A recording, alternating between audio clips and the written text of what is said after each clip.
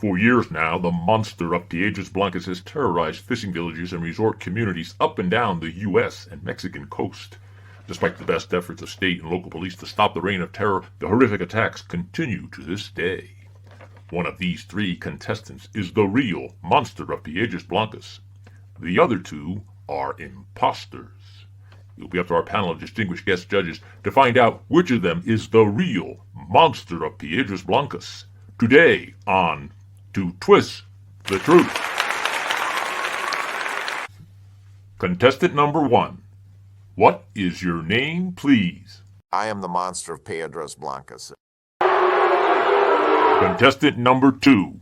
What is your name, please? I am the Monster of Piedras Blancas. Contestant number 3.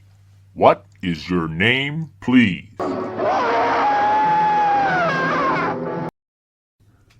This looks like a real tough nut to crack. Any one of these contestants could be the real monster. For every judge they fool, the contestants will receive their very own President Biden or President Trump Kia pet. And if the real monster fools all of our judges, he will receive an all-expenses-paid trip to a Mexican fishing village of his choice. Now, let's meet our distinguished panel of guest judges. Judge number 1 is an international man of mystery whom many of you will recognize from his great film, No Country for Old Men. Please give a warm welcome to crazed assassin, Anton Chigurh.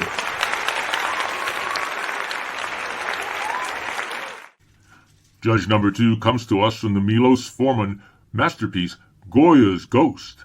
Soft-spoken, devious, and deadly, he is the loathsome Grand Inquisitor of the Spanish Inquisition. Please give a warm To Twist the Truth welcome to Brother Lorenzo Casamares. And now, for our third, most experienced, most feared judge, a man who can drill the truth out of a contestant with just one hard look of his penetrating gaze, the fabulous star of Loving Pablo. Let's hear it for judge number 3, Pablo Escobar. Judge Anton, please direct the question to contestant number 1. Where did you eat your first victim? Palm Beach. Was it a woman? What was she doing? She was on her honeymoon. No, stupid. Not why was she there. What was she doing? Skinny dipping, all by her lonesome. Where was your last attack? Palm Beach. So you really like it there? Love Palm Beach. Judge Anton, please direct the question to contestant number 2. What time do you go to bed? What? You're a bit deaf, aren't you? I said, what time do you go to bed? What kind of question is that? Man, where do you come from? Well, business is it of yours. Where I'm from. Friendo. Where did you eat your first victim? A quiet beach. Did you eat her all at once? Absolutely not. I'm a toucher. I'm a hugger.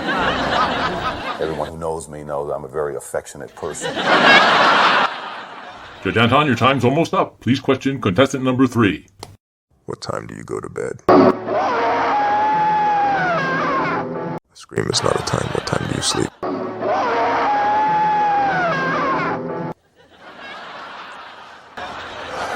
You don't know what you're talking about, do you? Contestant number 3, please don't damage the set. Judge Anton, your time's up. Judge Lorenzo, do you have a question for contestant number 1? Finally, I knew I should have gone before Anton. You're a god-hating sea monster, aren't you? Please, describe yourself. I'm 30 years old. I've been married 3 times. I haven't had a date since I'm 16. And so you became a monster that devours people relentlessly. Well, Time's up. Judge Pablo, do you have a question for the contestants? I don't know which one of them is from Piedras Blancas, but I know this. They're all guilty. I'm a toucher. I'm a hugger. We're all touchers and huggers. Who says that? What's so funny, friendo? Okay, judges, that's it. Time's up. Now you must decide which of these three contestants is the real Monster of Piedras Blancas. Is it contestant number 1, contestant number 2, or contestant number 3? Please record your answers.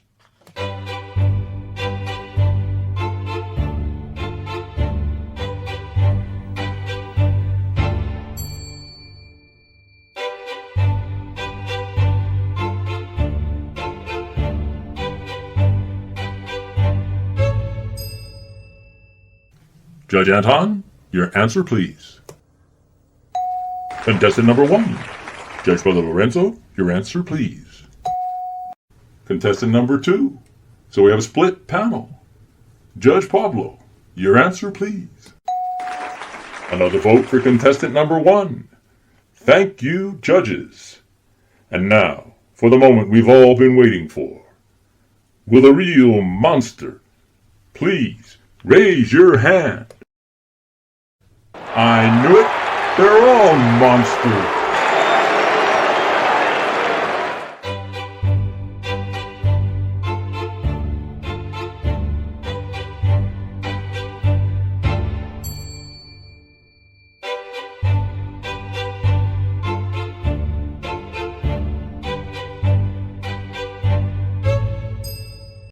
Breaking news! America's favorite spokesperson, Mr. Mucus, that friendly face we all love to see around dinner time, and one of Hollywood's hottest young stars, is reportedly being pursued by every studio in town. Studio execs are apparently falling all over themselves in their efforts to sign the rising star. Word is, they're even offering him roles worthy of winning an Oscar. When asked to comment about his meteoric rise in Hollywood, the humble green star replied, "Hey, what can I say? America loves me." Indeed they do.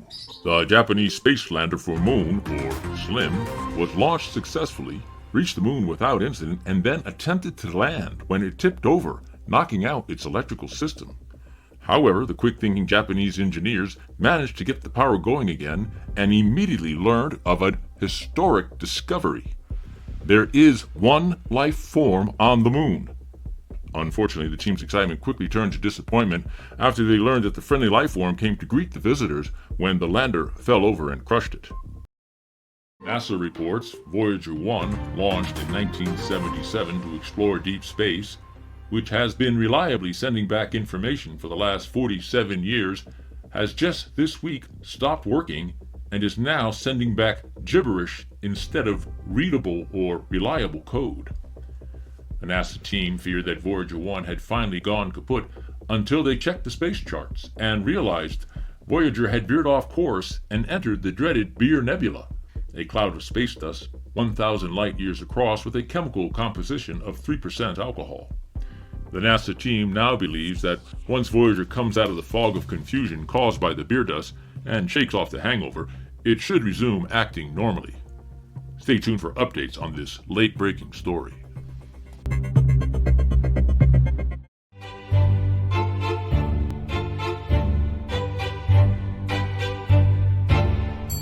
You finish your stew and pick up a brew and stare at the old Panasonic. You burp, you grin, you wipe off your chin as you drift to a state catatonic. A knock on the door brings your eyes off the floor. It's your friends with laughs and a toke. So you taste of the lotus and then fail to notice your ambition depart with the smoke. While you're comfortably sat, you grow steadily fat, pointing fingers at everything dumb. Nothing falls in your lap, so you wait like a sap for all of the good things to come.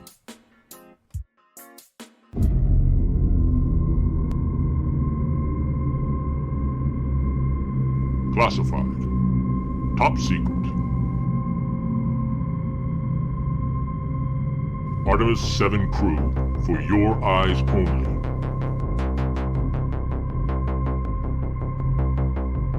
The 7 unbreakable rules of space exploration.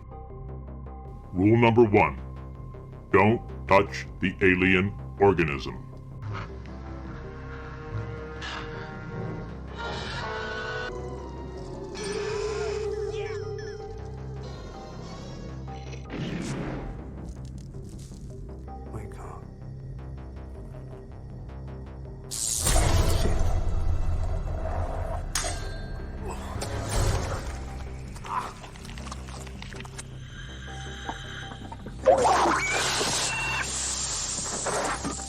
Rule number 2.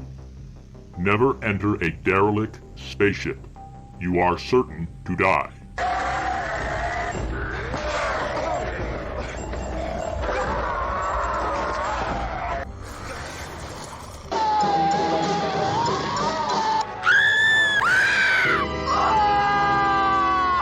Rule number 3. Never go in search of a lost shipmate. They are either diseased, mutated, or possessed by an alien biologic.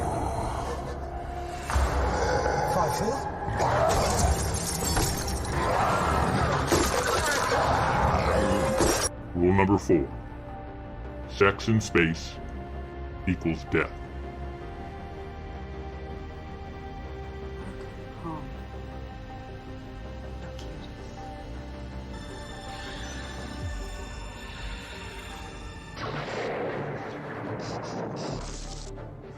Rule number 5.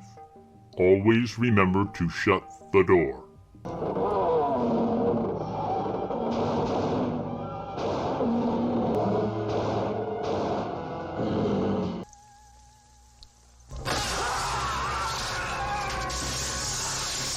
Rule number 6. Talking to aliens is a bad idea.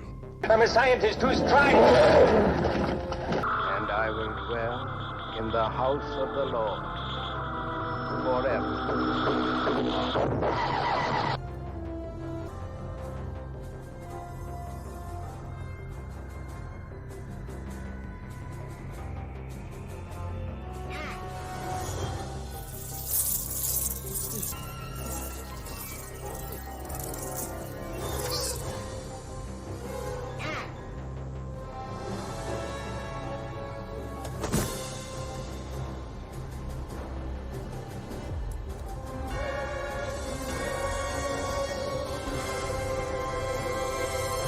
Rule number 7. Never forget rule number 1.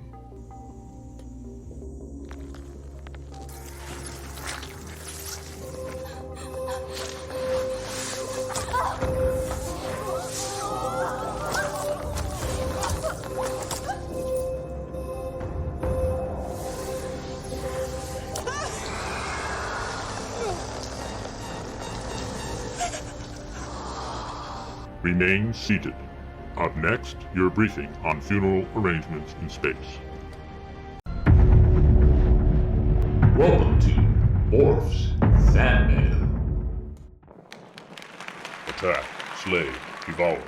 Greetings, fans, and welcome to Borf's Mail. Each week, I get thousands of letters from all over the world. I can't answer them all, but I always answer the ones that come with really nice photos.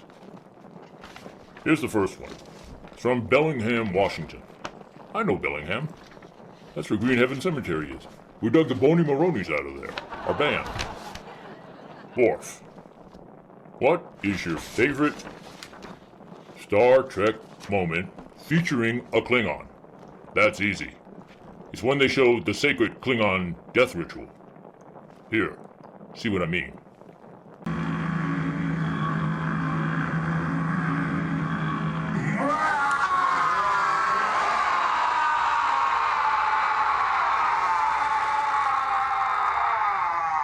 I believe, sir. That was the first time outsiders have witnessed the Klingon death ritual. They are warning the dead, sir. Beware. A Klingon warrior is about to arrive. Gonna get you right here, doesn't it?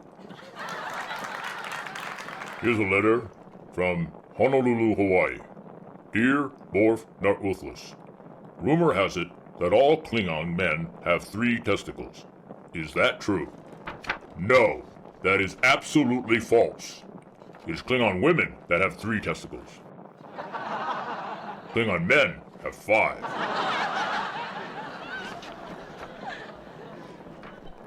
This next letter comes from New York, New York. Dear Borf, it is said that Klingon warriors fear no one. But among the Star Trek Federation fleet, which officer do the Klingons respect the most? I'd say for most Klingons, that is Captain Kirk of the USS Enterprise, for his boldness and his cunning. As for me, no question about it. It's the Chief Medical Officer on the USS Demeter. Dr. Rock Van Helsing.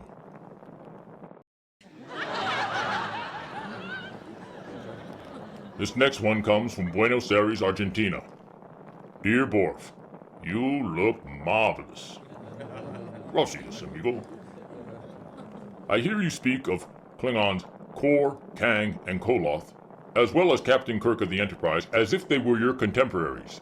Why is that? And how is it that you came to planet Earth? It's simple.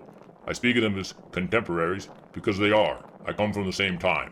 As far as how I got to Earth, well, as many of you Star Trek fans know, my home planet, Kronos, became uninhabitable after incompetent miners destroyed our moon, Praxis, and all the debris destroyed our ozone layer.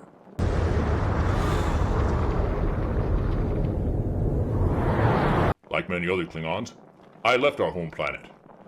Unfortunately, I took a discount flight on a broken down trailer and it got sucked into a wormhole and sent back to Earth, and here I am. By the way, if any of you know a good way for me to get back to the future, I'd appreciate that. Right now I feel like Marty McFly. You can send it to johnroyan.com, our producer. His website, his email address is on the website.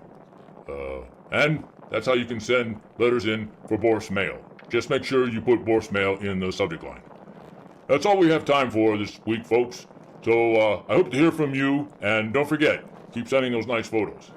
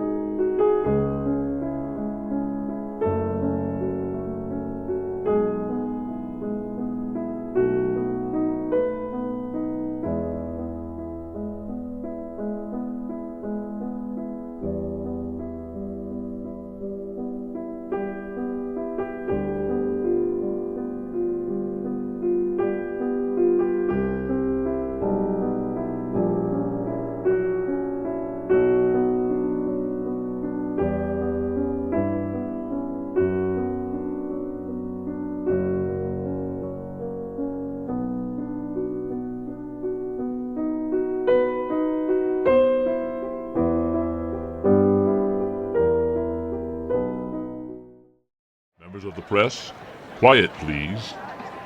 Let's give a nice warm welcome to Godzilla and Kong, who have agreed to answer your questions. Our first question comes from the French newspaper Le Monde. Who would win, Godzilla or Bruce Lee?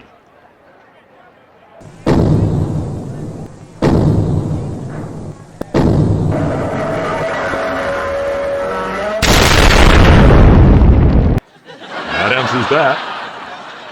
And now a question from the New York Times. Gorillas are vegetarians. Is Kong? Absolutely. He has never been known to eat anyone who is not a strict vegetarian. Our next question is from Black Belt Magazine. Godzilla, what is your favorite fighting move?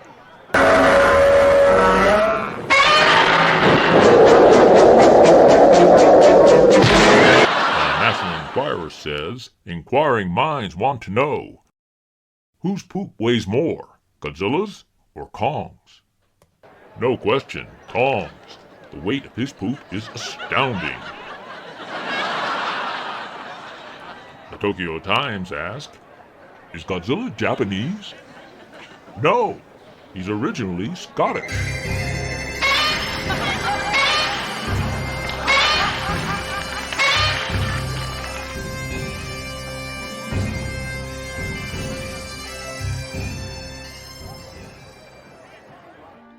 Now it's time for the wide world of sci-fi, fantasy, and horror's monthly fundraiser, where our loyal fans get to bid on famous or rare items from classic, fantasy, horror, and science fiction, movies, and TV shows. This one's first item up for bid comes all the way from Transylvania, Count Dracula's ashes. Bidding for this incredibly rare item will start at 1,000 quatloons. And for you science fiction fans, we have another very special item. The Bone from 2001, Space Odyssey, or one very much like it. Bidding for this item will also start at 1,000 quatloons. Wide world of sci-fi, fantasy, and horror fans, you may start your bidding. For all of you new to the show, there's nothing that could be easier than to bid on these incredible items.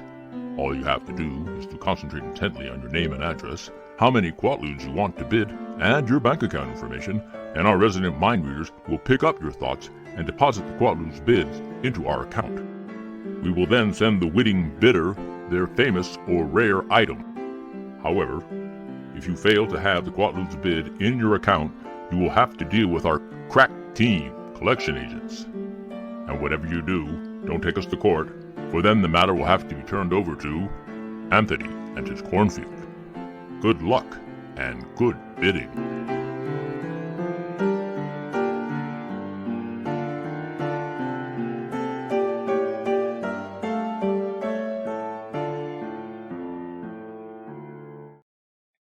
Quack, quack, quack. Quack, quack, quack, quack.